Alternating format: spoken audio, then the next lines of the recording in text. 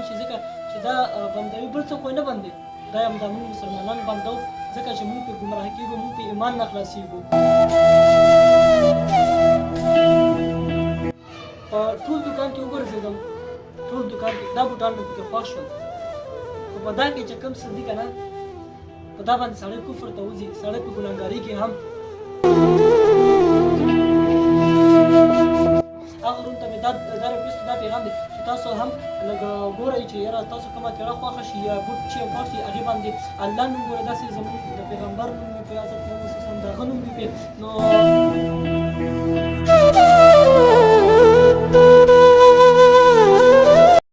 بسم الله الرحمن الرحیم شروع په نامه د الله چې بخونکی مهربانه ذات دی ملګرو امید لرم چې ټول ملګري به روغ او جوړ او د جنت په مزو کې به وي ملګرو نن د بوټانو اخیستو دپاره بازار ته ووتم نو ډېر وګرځېدم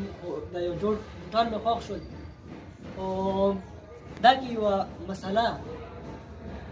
څنګه چې تاسو ته پته چې نن سبا کم کسان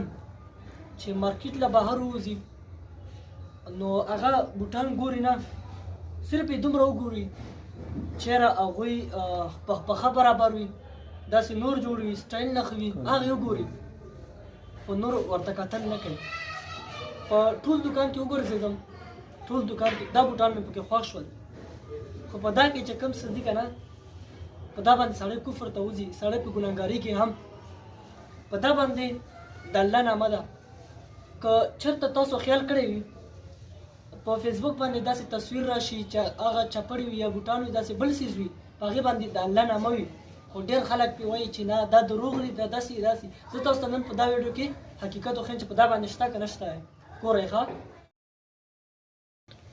صحیح نه ښکاري بیا دې تصویر صحیح ملګرو د دې تصویر به هم تاسو ته په دې سایډ کې ولګوم د دې دپاره چې ستاسو په یقین راشي که نو اوس هم پیدا ښه نه لیدی شي داسې صفا لیدی شي دا یې شو ده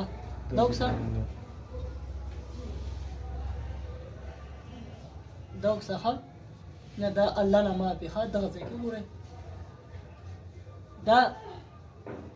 کفار دا خو اکثر بهر ملکونه راځي که نه خو دا څه دپاره راځي د انسان ګمراه کولو دپاره راځي د انسان د ایمان نه خلاص کېدو دپاره خو زمونږ خلک راشي بس بوټ خوښ کړي چپړه خوښ کړي خو هغه ګوري نه پکار دي چې دا کارخانې چې کوم دي دا خو دلته په مارکیټو کې که نه دا چې پکار دي بند شي ځکه چې دا بندوي بل څوک نه بندوي دا همدا موږ مسلمانان بندو ځکه چې موږ پرې ګمراه کېږو موږ پرې ایمان نه خلاصېږو او بله دا چې دا څومره مارکیټونو والا چې هم دي دا څومره چپړو والا هم دي دوی ټول ته زموږ دا ریکویسټ دی چې مهرباني وکړئ تاسو چې کله مال راچوئ چپړې راچوئ پیړۍ راچوئ نو دا تاسو لږې ګورئ داسې یوه بله کمپني هم ده هغې باندې خیر دی مونږ یاسې شارټ ویډیو جوړه کړو که نه نو هغه یونیورسل ده که چې دا کمپني هم ده دا هم د بل دغه والا ده هم زموږ د ګمراه کولو دپاره راوتې ده خو دا